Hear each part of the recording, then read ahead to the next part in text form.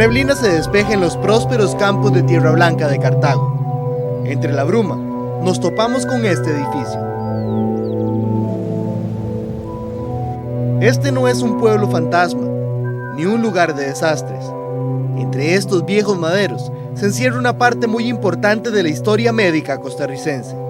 A principios de siglo, aquí se levantaba orgulloso el Sanatorio Antituberculosis Carit, que al pasar de los años cambiaría su nombre por el de uno de sus máximos benefactores y galenos, el doctor Carlos Durán. Para explorar los destruidos rincones del sanatorio, invitamos a don Carlos Acuña, quien fue peón de este centro por 13 años. Una terrible enfermedad atacaba a los costarricenses, la tuberculosis. El 16 de agosto de 1915, por iniciativa del exdiputado licenciado Manuel Coto Fernández, se creó un sanatorio destinado a albergar, asilar y curar a los tuberculosos del país.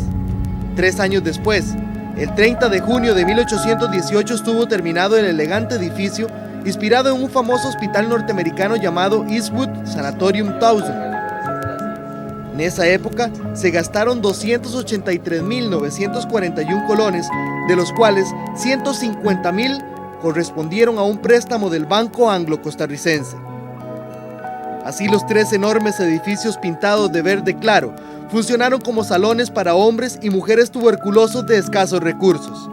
En el edificio de administración, los doctores más prominentes de la época, Carlos Durán, Teodoro Picado y Raúl Blanco Cervantes. En 1936 todavía morían al año 500 personas por la tuberculosis.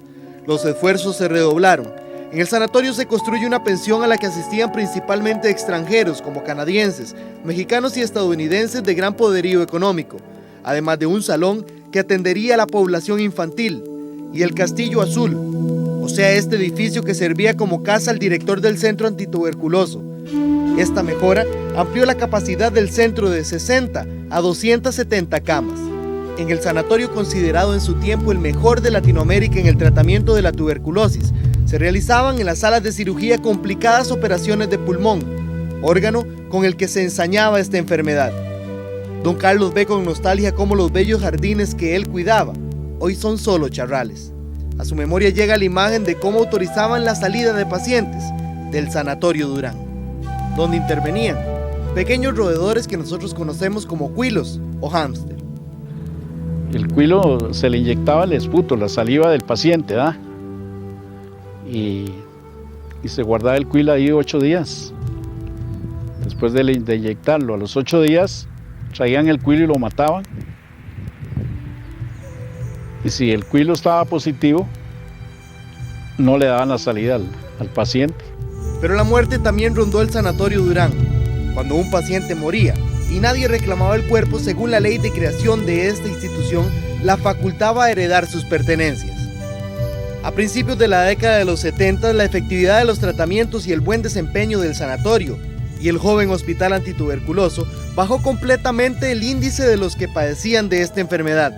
Los pocos pacientes del sanatorio fueron trasladados a San José y en el año de 1970, el glorioso Sanatorio Durán cerró sus puertas para siempre. Su paso por la historia costarricense quedó escrita con letras de oro en los libros médicos. Muchas personas en Costa Rica y fuera de ella murieron agradecidas con la institución que en otro momento les salvó de una muerte prematura. Detrás de estas destruidas estructuras todavía sonríen don Carlos Durán, Raúl Blanco Cervantes, el doctor Tristán y las religiosas que pasaron toda su vida luchando por una Costa Rica saludable.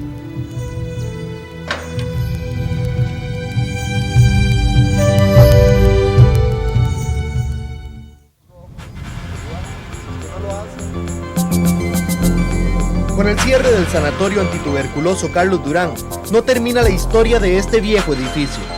La propiedad pasa a manos del Ministerio de Justicia y Gracia en 1973. Un año después, esta cartera convierte el viejo sanatorio en el Centro de Adaptación Juvenil Tierra Blanca. Después de 56 años de servicio médico, el viejo edificio termina siendo una cárcel para menores delincuentes.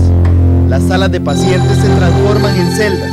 La tos de los enfermos se queda muda y se cambia por los gritos de muchachillos que cayeron en el mundo del hambre.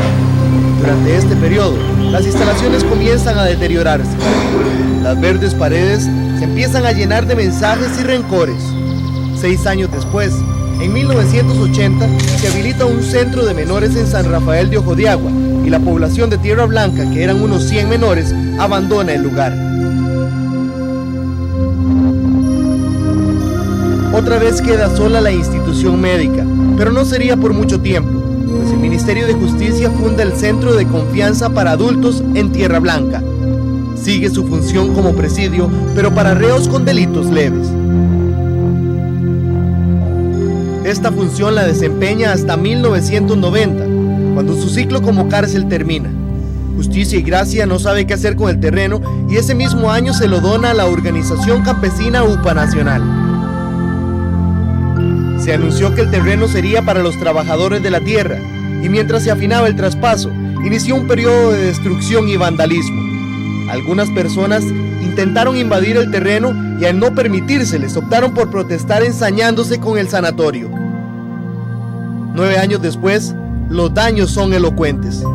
De hecho, la restauración del edificio ubicado en una finca de 22 manzanas asciende a 500 millones de colones. Son inversiones muy caras. Estamos hablando de que para remodelar algunos edificios que ya antes se han visitado, se están hablando de mínimo 500 millones de pesos, cosa que nuestra organización no cuenta con eso. El edificio que se ha podido remodelar se ha hecho gracias a algunos aportes que ha hecho el gobierno o unas ONGs y también fondos que ha podido recoger la organización de los afiliados que tiene. UPA Nacional logró recoger 55 millones de colones con los que restauraron uno de los edificios que hoy se utiliza para capacitación y albergue de los campesinos del país. Incluso la idea principal es en algún momento restaurar todo el inmueble y crear una universidad campesina.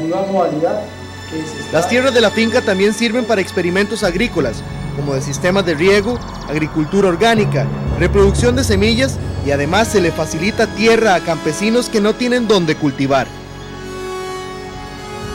Cuando viaje hacia el volcán Irazú o al bosque de Prusia y se tope con estas viejas edificaciones, recuerde que allí estuvo el Sanatorio Durán para tuberculosos, que hoy lucha contra su peor enemigo, el tiempo, pues se niega a morir olvidado y destruido, y no como la gran institución médica que contribuyó con la salud del costarricense.